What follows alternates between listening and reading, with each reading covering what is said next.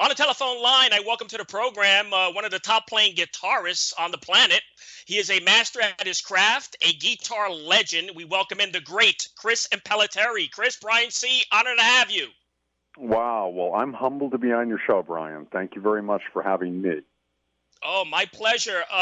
Chris, congratulations. A proud moment on your band's new 3-CD compilation, which was currently released, titled Await the Beast, the Impellitteri Anthology. What more can you tell us about this exciting release, Chris? Well, this body of work is music that we kind of released over the years in certain places globally, right? So obviously Japan, most of Asia, a lot of places in continental Europe.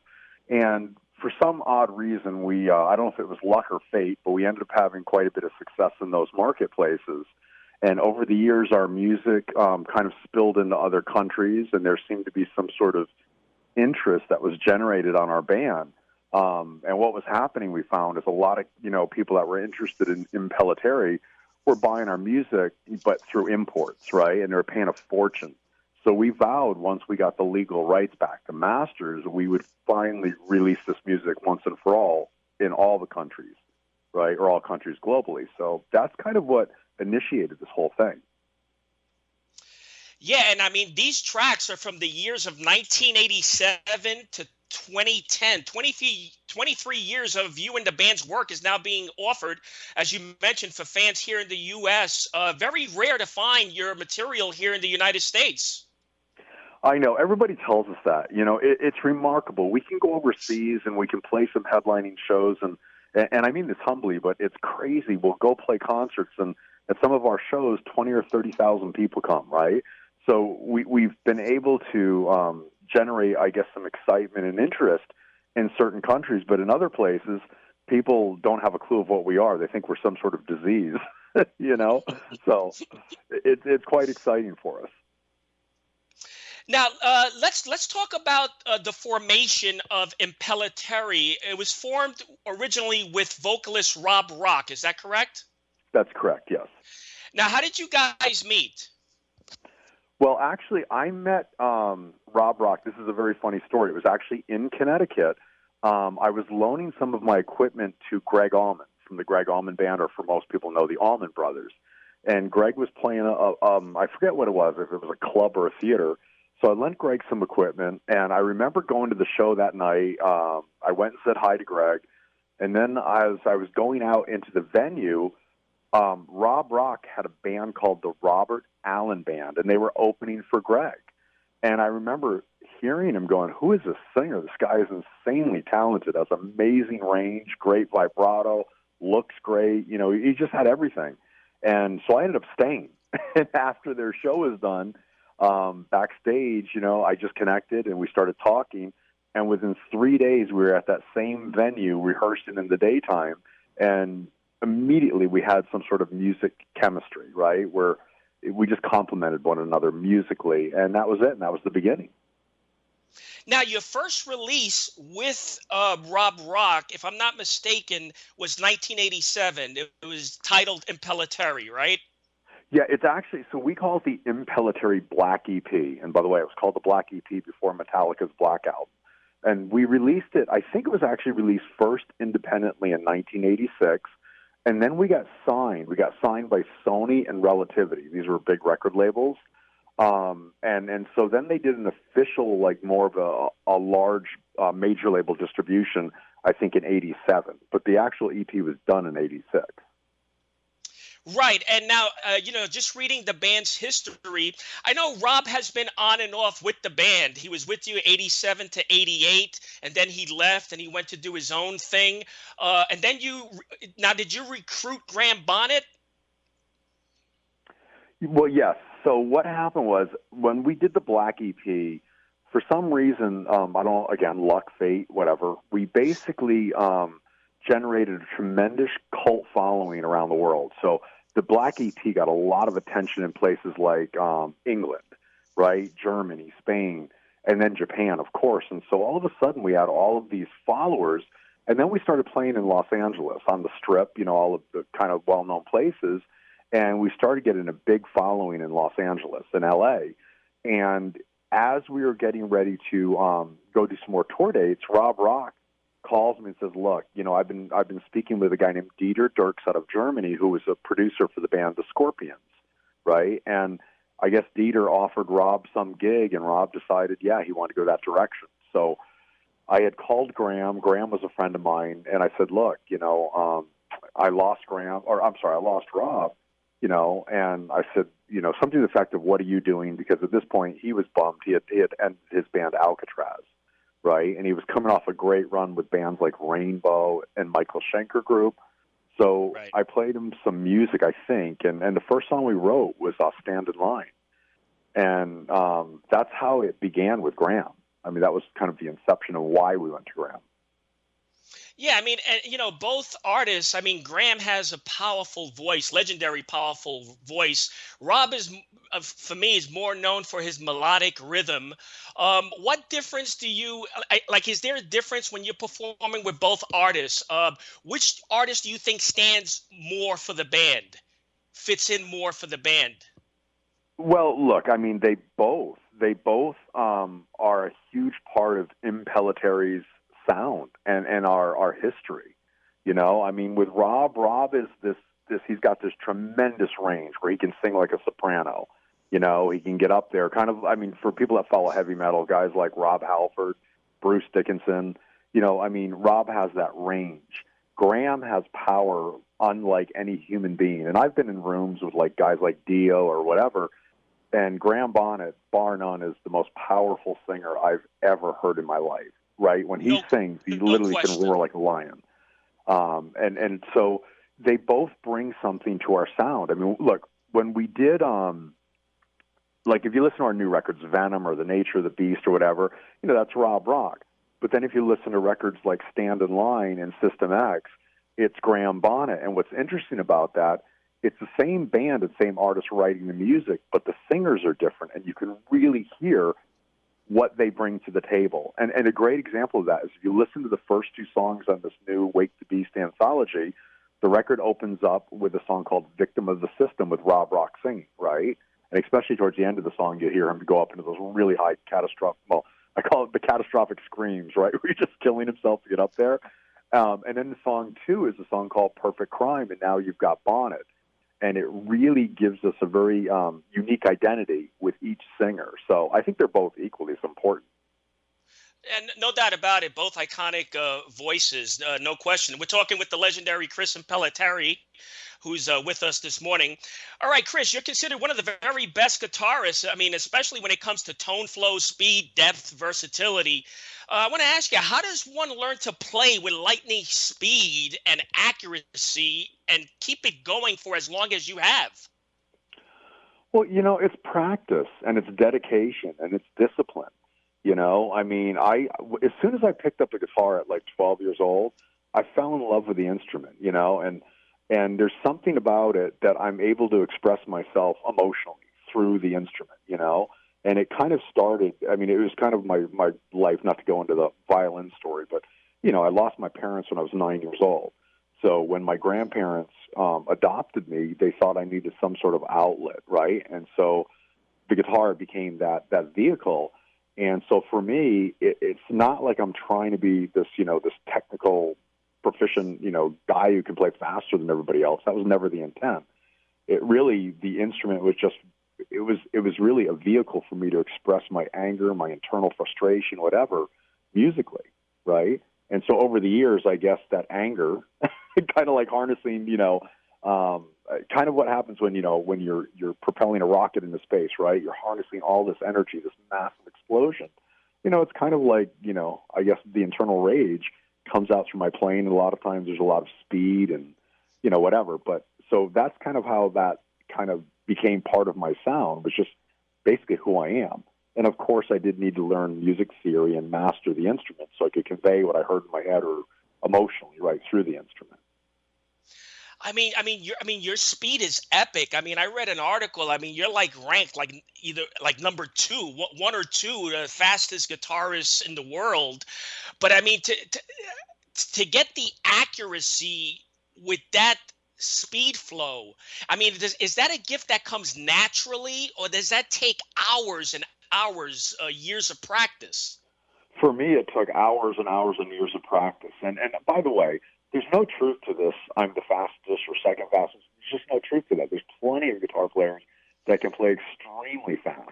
And I know I get credit, and Yngwie Malmsteen, and there's some other guitar players. I'm not sure who, people that follow your show, who they know, but there are plenty of guitar players that can play fast, right? But it's how you implement that speed into a song. I've learned over the years it's really important before you just show off how fast you can play or how technically proficient you are. The key thing is writing a great riff and having a great song. That's really been the trick to us. But to answer your question directly, yeah, it's hours and hours of practice and discipline. Now, I know Tony Iommi of Sabbath was one of your early idols, right? Oh, of course, yeah. Any other idols that you followed, younger years that you implemented on your sound when you first started? Oh, of course. Look, I would say probably my biggest 3 or 4 influences would start with the first Van Halen record. Really helped shape me, right, as a musician. Really kind of, I guess, gave me a path or a direction of what style of music I wanted to get involved with. Same thing with the first 2 Ozzy Osbourne records that had a guitar player named Randy Rhoads on those. So they really helped me. And then there were 3 guitar players on one record called Friday Night in San Francisco, which it was Al Di Meola, Paco de Lucia, and John McLaughlin. And these guys were the guys that really got me into speed, right? Or being able to say, wow, I could play that fast and it sounds great and it really complements the song, excites the music, right? So that was really the influence for me initially. And you mentioned Ozzy Osbourne. Is it true that Ozzy wanted to get you into his band? Look, I don't want to exaggerate that because it's been so many years. It's true, yes. Ozzy Right. and Sharon called me. They were interested in me at one point. It was, I don't remember what year it was. It's a long time ago. It was around the time we had the Impellitteri Black EP out. And I had gotten a lot of calls by a lot of different artists, that were looking for guitar players. And they just happened to be one of the groups, right? But I was signed, so it really didn't matter. I really couldn't do much at that point. I was locked in with Impellitteri. And, I'm glad I've done what I've done because for me, it's like I've kind of cemented my own legacy. I still to this day believe we're very much a cult following band. There's certain parts of the world where a lot of people know who we are. Other parts, people don't have a clue.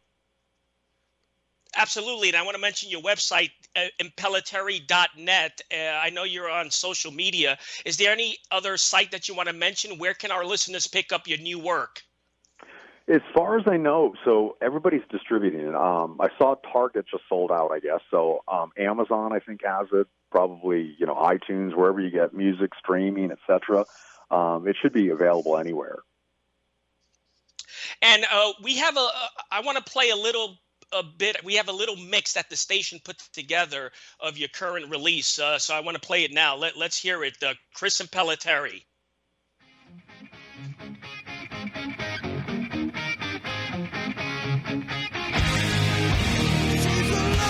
Girl, holding secrets deep inside. It's a crazy world when your heart and mind collide.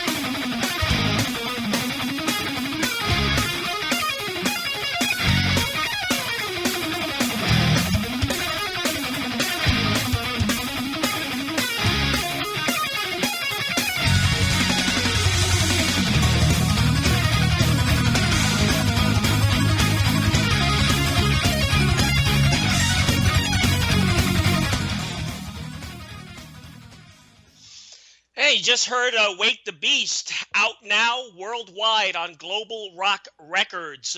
Fantastic work, Chris. Just amazing stuff. Well, thanks, Brian. I appreciate it. Of course, on those clips, I don't know if I heard any vocals, so people are going, hey, wait a minute, do they have singers? Which most of the music does. But yeah, thank you, man. I really do appreciate it. Oh, no problem. I mean, and these tracks were handpicked by you, right? Yeah, well, to be fair, they were actually picked by our fans around the world, Like I say, when we play our concerts, we kind of know which songs resonate with the fans because as soon as we kick in one, as soon as they hear the opening riffs, if the hands and the fists are up, right, we know, all right, we're off to a good start. And then when you look out in the audience and see like 10,000 plus people singing every word, right, you kind of know these songs are resonating. So most of the songs that made this record are those type songs, I hope everybody gets a chance to check this stuff out, at least the people that have been curious about this band over the years, because I think this probably is a good representation of what and who Impellitteri is. No doubt about it. So what's in the pipeline? You touring? What's going on currently with you besides the new release? Sure. So probably midway through the pandemic, we began writing and recording our new record. So we're still signed with Frontiers for Europe and America and JVC for all of Japan and Australia and places like that. So we owe them another record. So the plan is probably to finish the record and release the new album probably middle of 2023 or getting close to summer of 2023. And then we're going to go out and hopefully just tour the world and play everywhere that will have us. Because historically, we've gone out, we've played a lot of big metal festivals in Europe, and, we've done big headlining shows in Asia, places like that, but we really have kind of stayed away from the United States. So, we're really trying to attempt to come back and play all of the United States, finally. Right. I mean, you have a huge following, Europe and Japan. And just to piggyback off that response, in the beginning, what drew you to go to Japan? Well, to be honest, it's what drew us was the fact that our record, like I said earlier when I was talking about 20 minutes ago, the Impellitteri Black EP really established a cult following for this band around the world, right? When Graham Bonnet joined the band, now people who don't know who Graham Bonnet was, I don't know, I mean, Graham's, first of all, he was quite a bit older than me, but when he joined the band in Europe and America and other places, he was from a legendary band called Rainbow, right? And just to put this in perspective, Rainbow headlined Castle Donington, which today is called Download Festival. And when they headlined, the band that opened for them would be bands like AC/DC, right? Judas Priest. So you can kind of tell you Graham's level of popularity. And in Japan, Graham was so successful. I mean, he was a legendary star. So when he joined Impellitteri, when we did the Stand in Line record, I'm not sure what triggered the response it did, but in Japan, it just blew up, right? We became very famous overnight. And so, the first show we played was the Tokyo Dome, which was 65,000 people, So something resonated with the Japanese audience where they really embraced the band. And to be honest, they gave us a career. From there, everything kind of spread or flowed into other countries, right? Because of whatever was happening in Japan for us. But really, that's how we ended up kind of gravitating towards Japan. It was really, they embraced us, and they embraced us big time. Yeah, just thinking about it, I think it was a brilliant move because, the early 90s, the start of grunge here in the United States, you guys made an impact overseas over there, and you stayed away from here where the grunge explosion took off, and you really cemented yourself out there in Europe and Japan. Yes, we talk about perfect timing.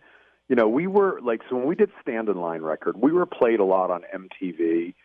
So I always joke and say, we kind of had that 15 minutes of fame in the United States, right? I was even guest host. I think it was called their Headbangers Ball on MTV, which at the time it reached like 25 million households, right? So it was a pretty popular show. But after we did that, all of a sudden metal started to get it was blanketed, right? Because obviously grunge was coming in. Now, the one thing where we really lucked out, we were never a hair band. We could never fit into that. We were probably much closer to more of a Metallica or whatever than what was going on in at least the MTV world in the late 80s, like the Poisons and bands like that.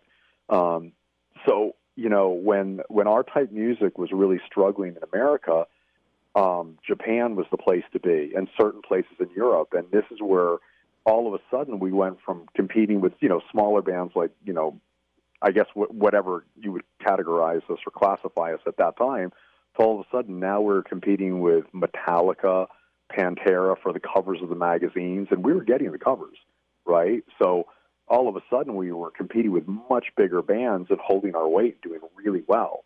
And, you know, for the next, I'd say 10 plus years, while grunge and rap and everything else took over in America, you know, we were having the time of our lives overseas. I mean, we were just crushing it, sold out concerts. So, you know, I mean, it was just great timing for us and luck.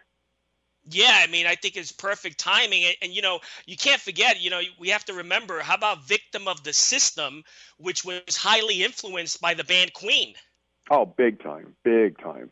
Yeah, I mean, I listen, and it's funny, you know, if you listen to the first two notes of Victim of the System, I mean, really, when I hear it, I go, oh, my God, it almost sounds like we're about to kick into a Queen song called Stone Cold Crazy, you know? And I always loved Brian and Freddie and those guys, just, you know, really respected them. They helped shape this band in many ways, because people, you know, they think of, often they think of my guitar playing, but really, if you listen to our vocals, the 1-3-5 harmonies, the orchestration, all of that stuff is deeply rooted and influenced by Queen. The heavy, of course, I got to be clear, the heavy side of Queen, because there's the hard rock side, almost metal side of Queen, and then, of course, then you have the very commercial poppy Queen. So it's the harder side. Yeah, and, you know, I want to get this last question in. I have like 2 minutes left. How was it working with Metallica's assistant engineer? I know you guys collaborated, worked together, right? Mike Tachi? Yeah, wow, yeah. So what happened is, Metallica finished the Black record, and Mike Tachi actually had done the entire Black Metallica record with Bob Rock. And so when Metallica loaded out of the studio one-on-one, IMPELLITTERI loaded in. And so we basically, and it's funny, we used a lot of their equipment, which I don't even know if they knew. Even when I hear the snare and kick drum of stuff like Victim of the System, that's actually Lars's kick drum and snare drum. You know, at least the samples are, and it's just, yeah, it really helped create a lot of power for the band sonically, and our fan base just loved that as well. Amazing. Thanks so much for your time. Listen, I really appreciate it. Honor to have you. Well, Ryan, thank you so much for helping us promote this. So we are extremely grateful. Please, and please, before you go, mention the site, mention where the fans can get your new work. Go ahead. Sure. Well, if you guys have any interest in this thing, you can find out at the band. It's IMPELLITTERI.net. So if you Google that, it will probably correct the spelling, because I'm sure you'll miss an L or a T. So IMPELLITTERI.net. The new compilation is called Wake the Beast. It's our anthology. And I believe you easily can find it on Amazon. I think Target might be sold out, but, you know, you can probably get it anywhere you buy music. So there it is. Chris, you're a guitar legend, guitar hero. Appreciate it. Well, thank you, sir. I'm honored. Take care of yourself. Okay. Cheers. Bye-bye. Chris Impellitteri, IMPELLITTERI.net. Wake the Beast, the IMPELLITTERI Anthology. Pick it up now. Until next week, happy collecting to all.